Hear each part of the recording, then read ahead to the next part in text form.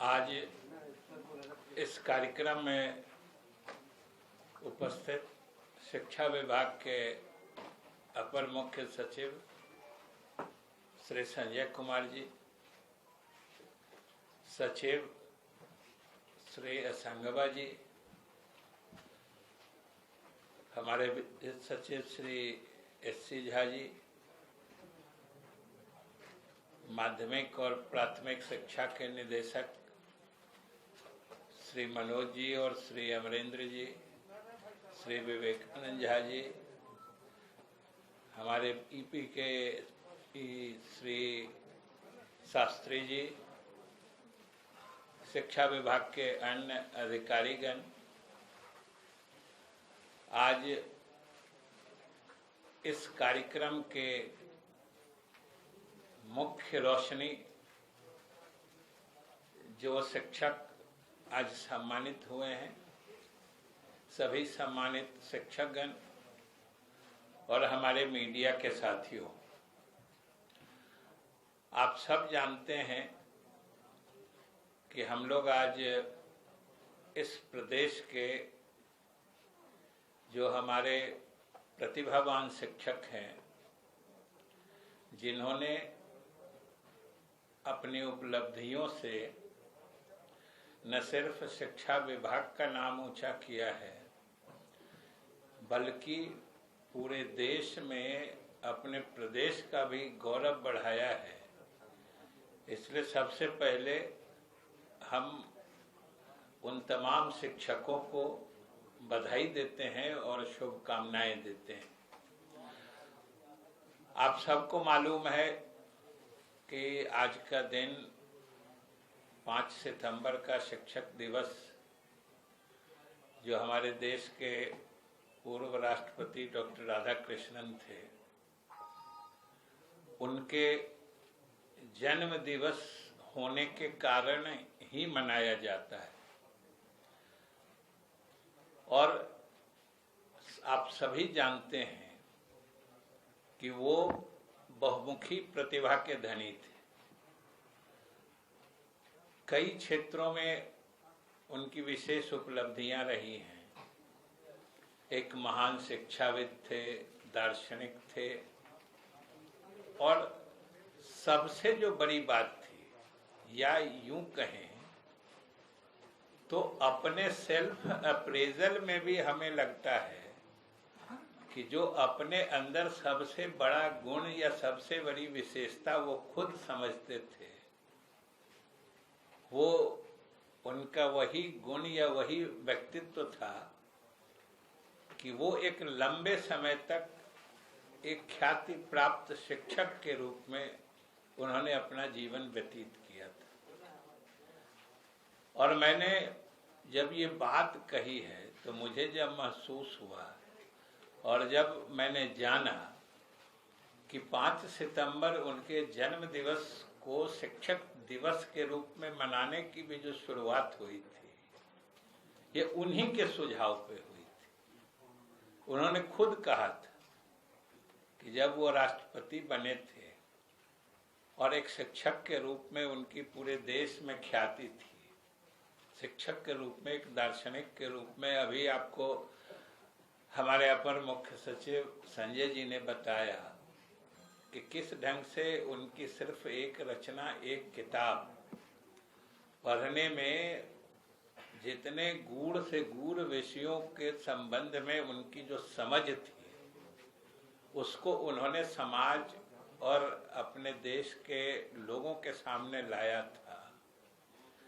तो ये गुण जो उनके थे, इन सब के परिप्रेक्ष्य में जब लोगों ने कहा कि हम लोग आपका जन्म दिवस मनाना चाहते हैं, तो ये खुद, जैसा कि हम लोगों ने पढ़ा है और सुना है, कि उनका खुद का सुझाव था कि अगर जन्म दिवस मेरा मनाना है तो शिक्षक दिवस के रूप में मनाओ। और उनके ये विचार, उनके ये सुझाव, ये अपने आप में सारी कहानी या उनकी सारी मानसिकता को बता देती है।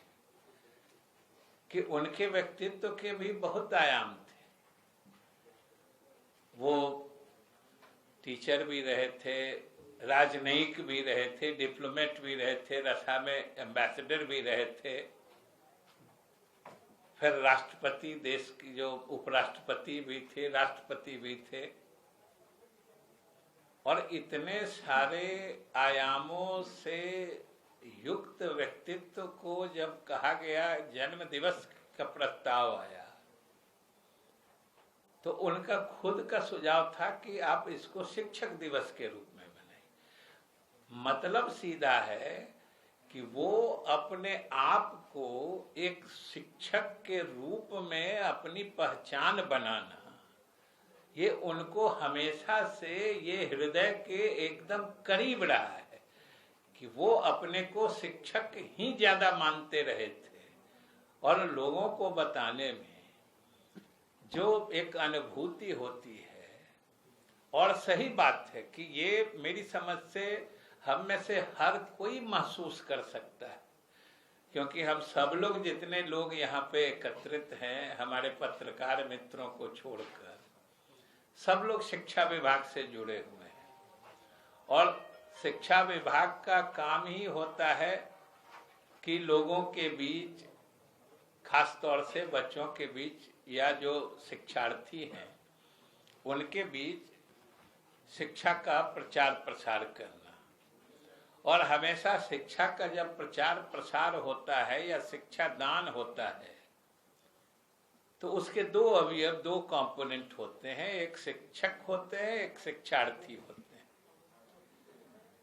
तो आप भी महसूस कर सकते हैं कि छोटी सी छोटी बात, सरकारी बात भी, विभाग की भी एक बात, हमारे सभी अधिकारी हैं, सबको महसूस होगा कि एक अधिकारी के रूप में भी किसी दूसरे अधिकारी या कर्मचारी को आप कोई बात अच्छे से समझा दिए जो वो बात नहीं समझ रहा था, और अगर वो समझ गया और वो संतुष्ट हो गया, तब जो आपके अंदर एक संतुष्टि का भाव आता है कि किसी को हमने कुछ बता दिया और वो समझ लिया, किसी चीज की जानकारी हो गई, ये जो आपके अंदर एक संतुष्टि या एक संतोष का भाव देता है, ये बहुत ही महत्वपूर्ण और ये विरले ही होता है किसी दूसरे काम को करके।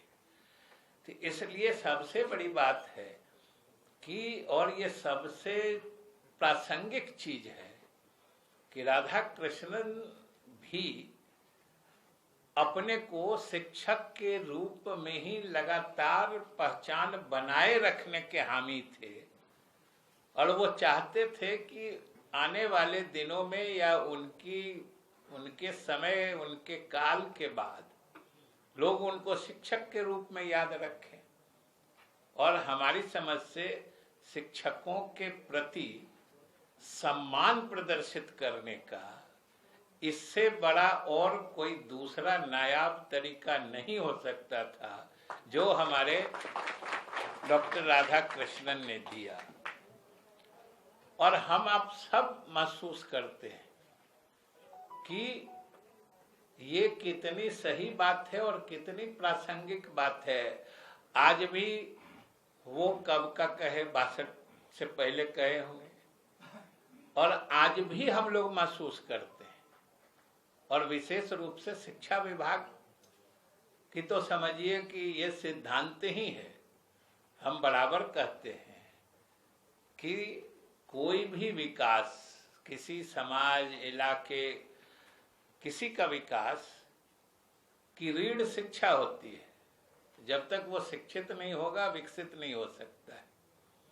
और शिक्षा की रीढ़ शिक्षक होते हैं। सब लोगों ने कहा, अभी आपको संजय जी बता रहे थे कि जितने अच्छे शिक्षक होंगे, जितने योग्य शिक्षक होंगे, जितने आदर्श शिक्षक होंगे, जितने सफल शिक्षक होंगे, जितने दक्ष शिक्षक होंगे, हमारी शिक्षा व्यवस्था और शिक्षा प्रणाली उतनी ही कारगर होगी। क्योंकि अंतिम जो समाज को चाहे सरकार की तरफ से हो या किसी समाज के हिस्से की तरफ से हो, समाज को के निर्माण में योगदान करने का जो अंतिम पायदान होता है उस पे तो शिक्षक रहते हैं। और शिक्षा विभाग के लिए तो हम वैसे भी पहले से कहते रहे हैं कि भाई शिक्षा विभाग का चेहरा, हमारा शिक्षा विभाग कैसा है, कैसा दिखता है, कैसा लगता है, कैसे इसके क्रियाकलाप हैं, कैसी इसकी कार्यशैली है, ये जो सबसे सुदूर देहात में जो गांव के प्राथमिक विद्यालय होते हैं उसका जो शैक्षिक और शैक्षणिक माहौल है, जो वहाँ पे पढ़ाई की व्यवस्था है, जिस ढंग से हमारे शिक्षक वहाँ काम करते हैं, ये असली चेहरा शिक्षा विभाग का वही दिखता है। और उसी विद्यालय को देख के, और आप जितने हमारे शिक्षक हैं जो आप काम करते हैं, जिस ढंग से बच्चों को पढ़ाते हैं, जो समाज और गांव के लोग तो वही आप ही को देख के शिक्षा विभाग के बारे में धारणा और छवि बनाते हैं। तो ये समझ लीजिए कि भाई शिक्षा विभाग का चेहरा, शिक्षा विभाग की छवि, या अगर इसको और दूसरे शब्दों में कहें तो शिक्षा विभाग की इज्जत आप ही लोगों के हाथ में होती है। आप जितने अच्छा से काम करेंगे, हमारा विभाग का चेहरा उतना ही चमकेगा। हम बराबर कहते हैं कि आप अगर पूरे काल तक जो विद्यालय का चलने का, संचालन का समय होता है, काल होता है, खुलने से लेके बंद होने तक, अगर आपने रह के बच्चों की अच्छी पढ़ाई कर दी तो समाज संतुष्ट हो गया, और समाज संतुष्ट हो गया तो समझिए सरकार सफल हो गई। तो सरकार और इस विभाग की सफलता और असफलता, इसकी भी चाबी आप ही के पास है और कोई दूसरा नहीं है। हम लोग चाहे जितने हमारे अधिकारी हैं, हम मंत्री हैं, हम लोग बैठ के यहाँ जितनी लंबी चौड़ी बातें कर लें, जितनी नीतियां बना लें, जितने कार्यक्रम बना लें, जो भी कर लें, लेकिन अगर आपने अपना 100% ईमानदारी से शिक्षण कार्य में हमारे शिक्षक नहीं देते हैं तो फिर समाज में हमारी वो छवि नहीं बन पाएगी जिसकी कल्पना या जिसकी सोच हम लोग रखते हैं। तो आज के दिन आप सबों को सम्मानित करने का, या इस शिक्षक दिवस के रोज आप सबों को सम्मानित करने का एक मकसद यह भी होता है कि एक तो आपने अच्छा काम किया है। अभी आपने देखा एक एक जो आप 20 लोग हैं, 2 तो राष्ट्रीय पुरस्कार पाए हैं, शर्मा जी और चिन्ना जी, और हमारे 18 लोग राज्य के पुरस्कार से पुरस्कृत हुए हैं। सब लोगों ने पढ़ाने के क्रम में अलग अलग आपको बताया गया है, किसी ने नवाचार किया है, किसी ने ईमानदारी से पढ़ाई है, किसी ने आईटी का उपयोग किया है। तो इस तरीके से ये सब चीजें जो हैं, ये जान लीजिए कि ये वैसे नहीं हो सकती है। शिक्षा राधा कृष्ण नहीं कहते थे कि शिक्षक का काम या शिक्षक का दायित्व सिर्फ पाठ्यक्रम की चीजों को या उसके कंटेंट को, उसके विषय सूची को छात्रों के दिमाग में या जहन में डाल देना ही नहीं होता है। आज जिनके जन्म दिवस पर आपको सम्मानित किया गया वही कहते थे शिक्षकों का दायित्व और कर्तव्य तो छात्रों को आने वाली जिंदगी की चुनौतियों का सही ढंग से सामना करने के लिए तैयार करना होता है। आप सोच लीजिए, जिनके द्वारा इस दिवस की शुरुआत की गई है, जिस पर आप सम्मानित हो रहे हैं, और हम राज्य के तमाम शिक्षकों से यही अनुरोध करना भी चाहते हैं और आपको सम्मानित करने का मकसद भी यही होता है कि दूसरे हमारे शिक्षक भी प्रेरित हों, प्रेरणा ग्रहण करें कि आज आप हैं, कल वो हो सकते हैं। और भाई हम लोग तो सरकार की तरफ से आश्वस्त हैं और पूरी तरीके से आश्वस्त हैं कि बिहार के शिक्षकों में न मेधा की कमी है, न योग्यता की कमी है, न दक्षता की कमी है, न ईमानदारी की कमी है। हम लोग सब लोग अगर मिलके एक समझिए कि अनुकूल शैक्षिक और शैक्षणिक माहौल बनाकर आप अपनी पूरे 100% को शिक्षण कार्य में देंगे तो निश्चित रूप से पूरा माहौल बदल जाएगा। और माहौल बदल भी रहा है, आप लोग के सम्मानित होने से ही इसका बहुत सकारात्मक असर जाता है। और आप सब मिलके ये बहुत ही आसानी से कर सकते हैं, दूसरे शिक्षक भी प्रेरणा ले सकते हैं। और शिक्षक तो आपका जो मुख्य काम शिक्षा करना है, और आप जिस लेवल पर, जिस स्तर पर शिक्षा देते हैं, हमेशा याद रखिए सबसे चुनौती भरा काम शिक्षा देने का इसी स्तर पर होता है जिस स्तर पर आप काम करते हैं। पढ़ाई तो हर स्तर, अनेक स्तर पर होती है, प्राइमरी स्कूल से लेके यूनिवर्सिटी तक पढ़ाई होती है, लेकिन सबसे बड़ा चुनौती का काम, क्योंकि कंटेंट की गहराई और उनकी विस्तीर्णता अलग अलग हो सकती है ऊपर के वर्गों में, लेकिन जो आपके दायित्व हैं, क्योंकि स्कूलों में मतलब प्राथमिक से लेके मध्य और माध्यमिक विद्यालय तक जो राधा कृष्णन के विचार थे उस आधार से अगर जोड़ के देखिएगा तो बच्चे सिर्फ वही नहीं सीखते हैं जो आप पढ़ा रहे हैं, आपके आचरण, आपके व्यवहार जिसको कंडक्ट कहते हैं, आपके बोलने, उठने, बैठने, बात करने का तरीका, ये सब बच्चे सीखते हैं आपसे। इसलिए ये कहीं ज्यादा, ये यूनिवर्सिटीज में नहीं होता है, ये ऊपर के क्लासेस में नहीं होता है। बच्चे बहुत सारी चीजें आपसे ग्रहण करते हैं, कुछ तो आप देते हैं, एक प्रक्रिया देने और लेने वाली होती है। जो पढ़ाई सिलेबस, जिसको पाठ्यक्रम की जो चीजें आप बताते हैं वो ग्रहण करते हैं, लेकिन बहुत चीजें बहुत ही समझिए कि साइलेंटली ऑपरेट करती हैं। वो चीजें जो आप नहीं कर रहे हैं कॉन्शियसली, मतलब आप नहीं कर रहे हैं, वो चीजें भी घटित होते रहती हैं। बच्चे आपके आचरण से सीखते हैं। इसलिए ये स्तर और ये शुरू के क्लासेस जो होते हैं, जो बच्चों में जब जिसको धारणाएं बनने का काल कहते हैं साइकोलॉजिकली, जो कंसेप्चुअलाइजेशन का स्टेज होता है, बहुत सारी चीजें आप सोचिएगा क्लास के जमाने में, बहुत सारी चीजें जो आप सोचते हैं आपके मन में कब का वो आई और कब से घर कर गई, आप सोचिएगा तो आपको याद भी नहीं होगा, लेकिन वो चीजें आपके मन में बैठी हैं।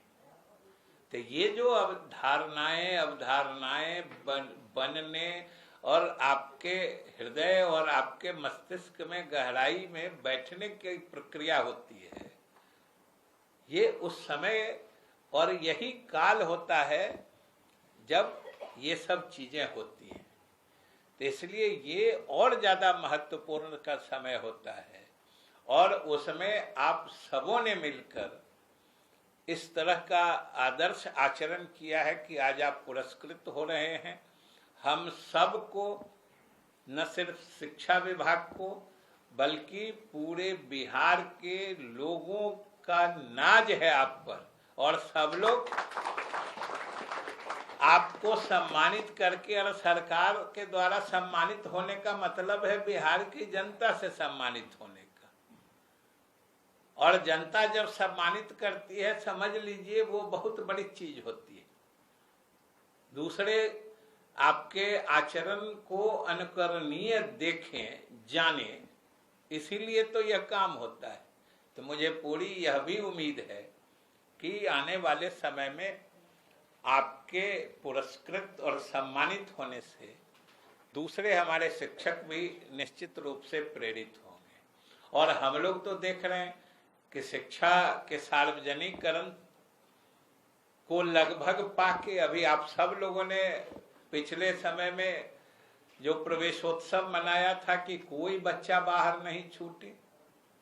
शिक्षा के सार्वजनिकरण का मकसद और लक्ष्य वही होता है कि जो भी पढ़ने लायक बच्चा हो वो पढ़े, और हम लोग उसके बहुत करीब पहुंच चुके हैं। अब गुणवत्ता पर भी हम लोग ध्यान दे रहे हैं। आप देख रहे हैं कि हमारे विद्यालय सही ढंग से चले और शिक्षक योग्य हो और अच्छे से पढ़ाई हो। इसके लिए हम लोगों ने कितनी रिक्तियां थी, आप ही लोगों के स्तर पर 80-90 हजार रिक्तियां थी। मामला न्यायालय में लंबित पड़ा था। हम लोगों के शिक्षा विभाग ने उसमें प्रोएक्टिवली, मतलब आगे बढ़ के पूर्ण सक्रियता दिखाकर विशेष रूप से न्यायालय से अनुरोध कर करके हम लोगों ने इजाजत मांगी है और अभी नियुक्तियां कर रहे हैं। काफी नियुक्तियां हुई हैं और आप सब ने देखा है कि कम से कम जो शिकायतें पूर्व में रही हैं, हम लोगों ने काफी अपने भरसक आईटी का उपयोग करके पारदर्शी तरीके से तेज गति से हम लोग नियुक्तियां कर रहे हैं। और कारण यही है कि हमारे सभी विद्यालयों में अगर सही संख्या में शिक्षक नहीं होंगे तो हमारे कक्षाएं सफर करेंगी, कक्षाओं में बाधा आएगी। तो वो हम लोग नहीं चाहते, क्योंकि शिक्षा में गुणवत्ता भी लाना है, अच्छे शिक्षक बहाल करनी है। योग्यता पर हम लोग कहीं समझौता नहीं करना चाहते हैं, किसी के साथ न भेदभाव करना चाहते हैं, किसी को यह भी न लगे कि उसके साथ कोई ज्यादती हुई है। पूरे पारदर्शी तरीके से नियुक्ति कर रहे हैं। अभी आप सब ने देखा होगा कि हम लोग